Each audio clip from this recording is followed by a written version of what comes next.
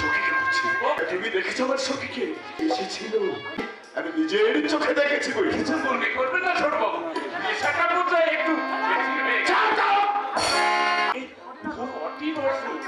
তার স্বামীকে বাঁচাতে কলকাতার হোটেলের চাকরি নিয়েছে। স্বামীকে বাঁচাতে সখী কলকাতার হোটেলের চাকরি? ওই যে হোটেলের সে এখন হতে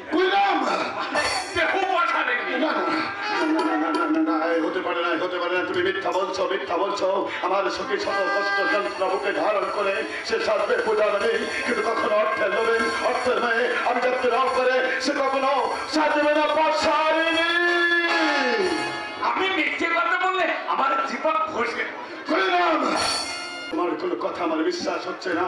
আমি সেই ছোটবেলা থেকে সখীকে চিনি, সখীকে জানি, সখীকে আমি মনে প্রাণ জয় করে ভালোবেসেছিলাম, কিন্তু আমি তাকে পাইনি। আমার দাদা ওই বিজন চৌধুরী চক্রান্ত করে আমাকে আমার জীবন থেকে সখীকে কেড়ে নিয়েছে, কিন্তু সখীকে আমি এত ভুলতে পারিনি। কইরাম কইরাম সখী, আমার সখী শত দুঃখ কষ্ট যন্ত্রণা সয়ে সে পূজারিনী সাজবে, যৌবনের পশরা মাথায় তুলে নিয়ে সাজবে না কখনো।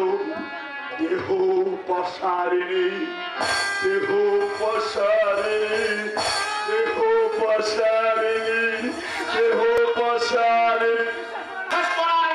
সম্পূর্ণ তোর ব্যাপার, কিন্তু বৈরামকে এক পরমে মিথ্যে কথা বলছে না, এটা আমি হলফ করে বলতে পারি। দাদা আমি বিশ্বাস করি, নিজের চোখে দেখলাম কুসুমপুরের শত্রু চক্রবর্তীর মেয়ে সখী রণরঙ্গিনী রূপ দেখে অবাক হলাম। ভাবলাম এই কি সেই সখী যাকে আমি আমার বিবধূ করিতেছি। কথা বলছো তুমি? রাত্রি বধূ নয়, তাকে তুমি চেয়েছিলেন শুধু ভালো মনিতা সাজাবে।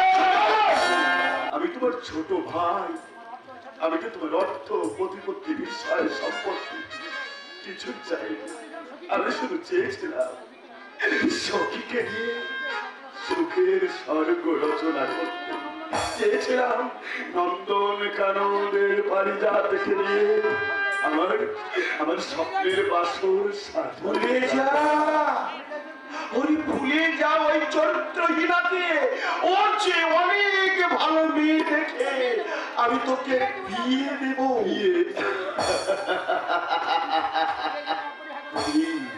তুমি আমাকে বিয়ে দেবে দাদা?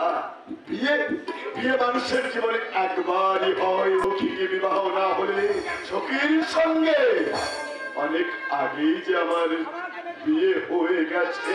সামান্য